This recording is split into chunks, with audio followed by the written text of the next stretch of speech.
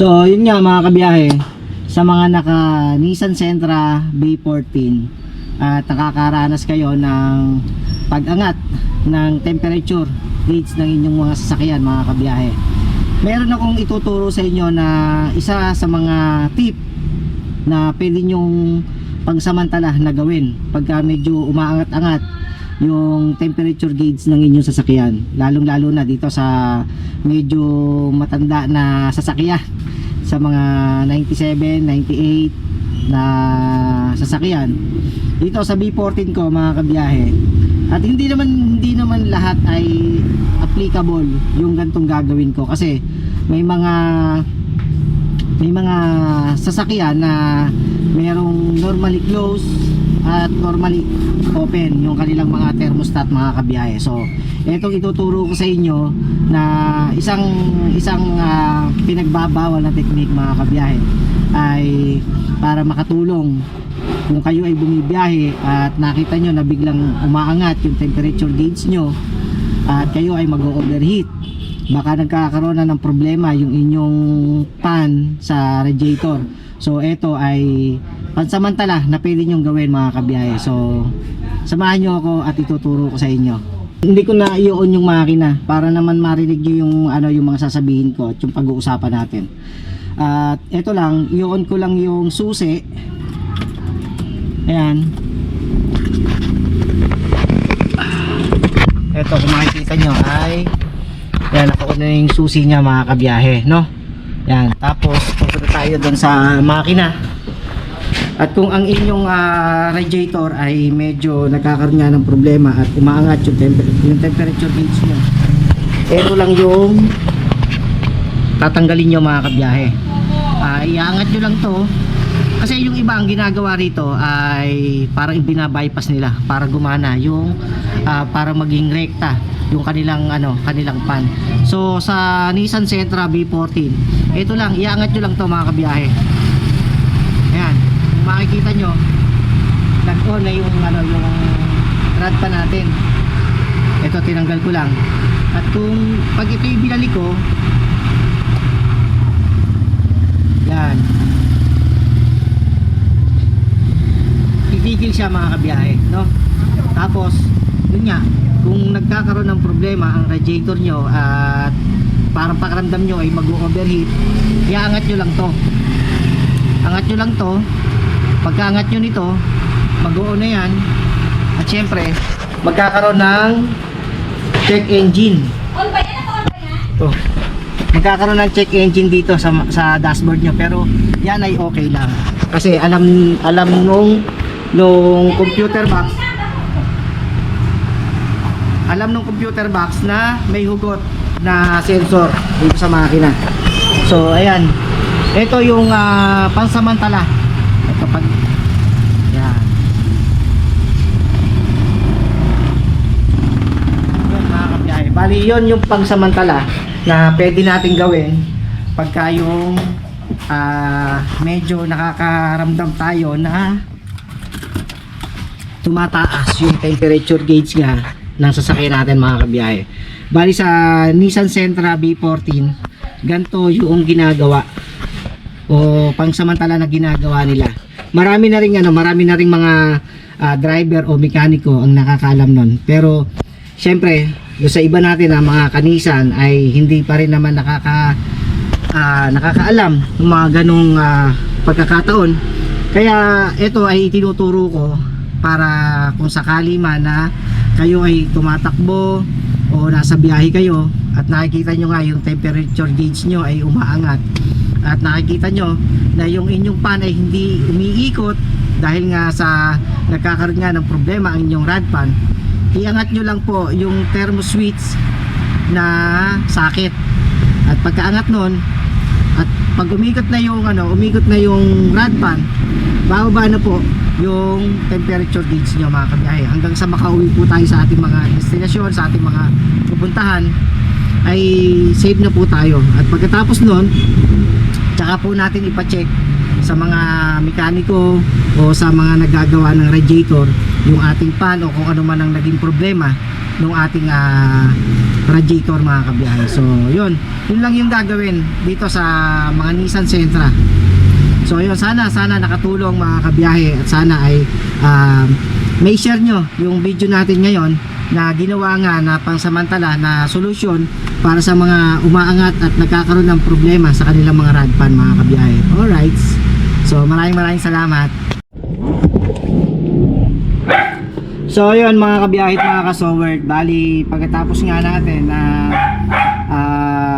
ipakita, at pagkatapos ko nga na ipakita sa inyo yung mga pwede at posible na mangyari sa inyong sasakyan, tulad nga nitong siloan na Nissan Sentra B14, pagka nga tumataas ang temperature gauge ng inyong sasakyan. So sana ay nakatulong kahit paano para naman sa mga kasama natin sa Nissan, ay kahit paano ay magkaroon kayo ng idea kung ano yung pwede pang gawin pagka yung nakakaranas kayo na pagtaas ng inyong temperature.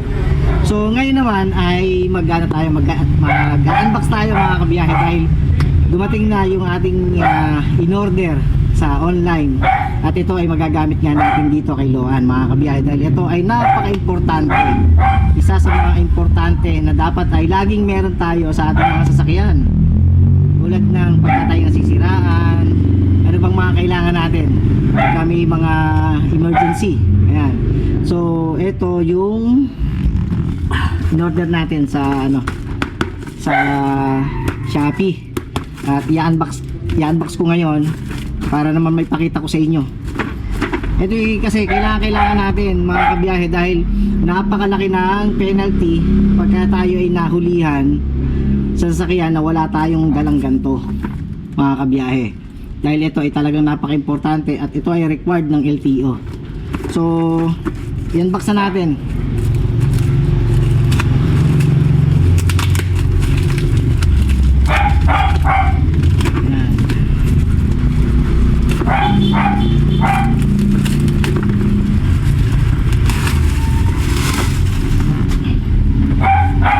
Kailangan natin sa sasakyan to mga kabiyahe, lalo pagka yung tayo ay titigil sa isang lugar na medyo delikado. Yan, ito ang kailangan lagi nating dala sa sasakyan.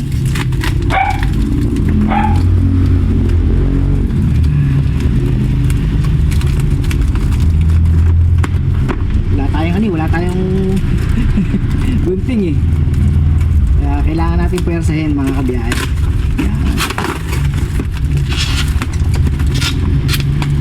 Siguro ngayon alam nyo na kung ano yung magagamit natin kay Loan.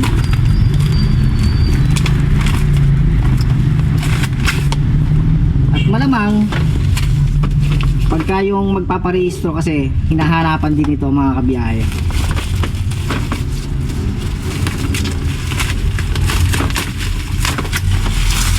Dalawang piraso na nga pala yung kinuha natin. Ito ang warning device. Yan.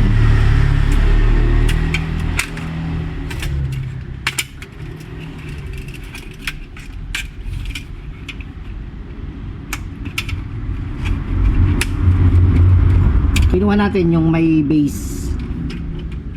Ito yung may base mga kabiyahe, para pagka tayo inaplatan, meron tayong ilalagay na warning device, lalong-lalo na pagka tayo na checkpoint at nakitaan na wala tayong dalang ganto, ay napakalaking penalty nito. Ang alam ko parang nasa 5,000 yung penalty pagka wala kang warning device sa dala sa sasakyan. At ito namang isa ay yung kulay red. Ito.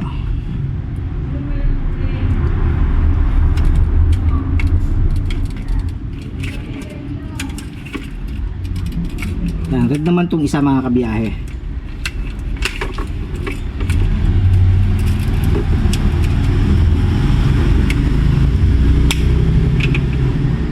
Yan. Bali dalawa yung natin. Kasi kailangan talaga dalawa yung warning device na nakalagay para isa sa unahan tsaka isa sa hulihan mga kabiyahe. Pagka tayo titigil sa mga highway o sa mga daan, kailangan ay meron tayong nakalagay na warning device. Alright, so yun yung ano natin ngayon.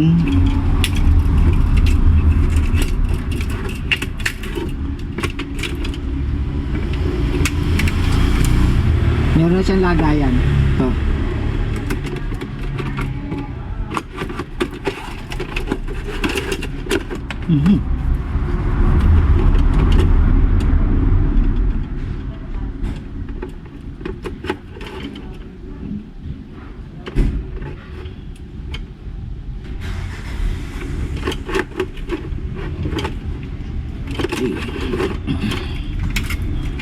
Yung isa naman dito.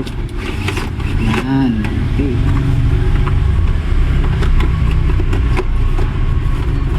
Alright. So ayan, sana nakatulong sa inyo mga kabiyahe yung ating ginawa ngayong araw na to.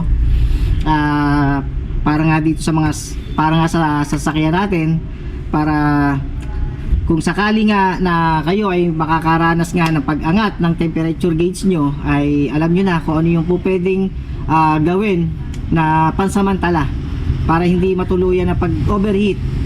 At isa pa, yung paglalagay nga ng warning device.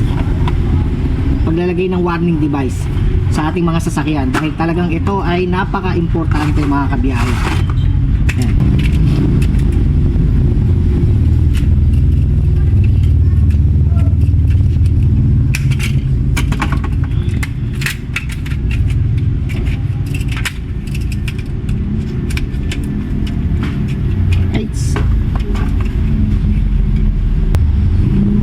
So ayan, maraming salamat sa mga umabot sa video na to. Ayan, maraming salamat sa inyo, lalong lalo na sa mga OFW na lagi suporta sa akin. Maraming salamat po sa inyo, sa mga silent viewers, sa mga hindi nag-skip ng ads. Maraming salamat po sa inyo. At sana po ay patuloy nyo pa rin po akong suportahan. At kung bago ka pa lang sa channel ni Tito Pogs, ay paki-subscribe na po ako at paki-click na rin po ang notification bell para lagi po kayong updated sa aking mga bagong vlog mga kabiyahe. So see you on my next vlog.